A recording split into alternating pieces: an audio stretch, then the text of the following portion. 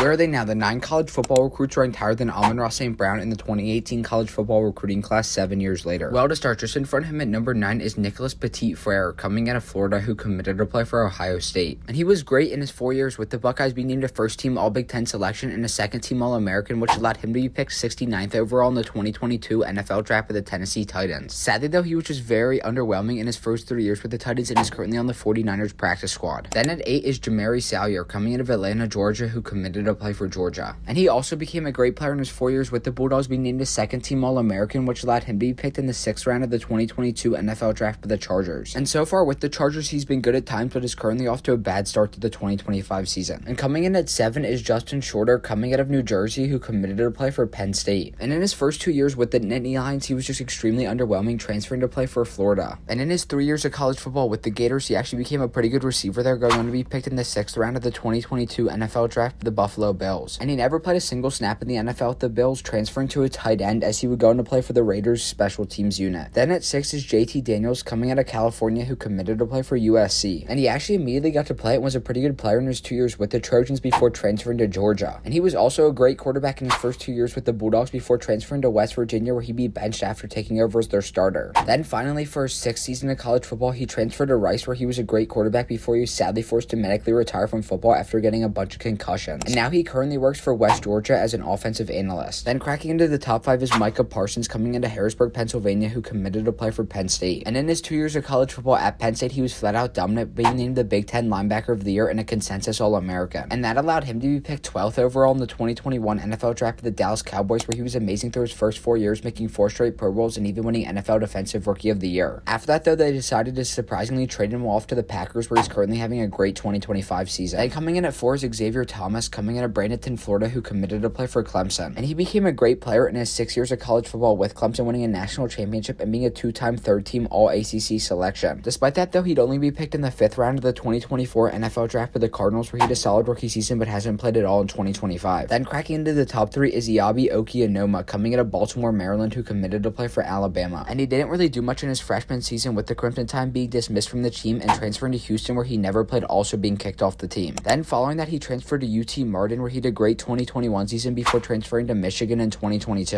And he became a great player in his 1 year with the Wolverines, but then decided to transfer to play for Charlotte in 2023. And in his final season of college football with the 49ers, he became a great player, having his best season of college yet, but went undrafted in 2024, joining the CFL. And since then, he's bounced around leagues and teams and is currently playing for the Fishers Fright of the Indoor Football League. Then coming in at 2 is Justin Fields, coming out of Kennesaw, Georgia, who committed to play for Georgia. And he was only ever a backup quarterback in his freshman season with the Bulldogs, transferring to play for Ohio State in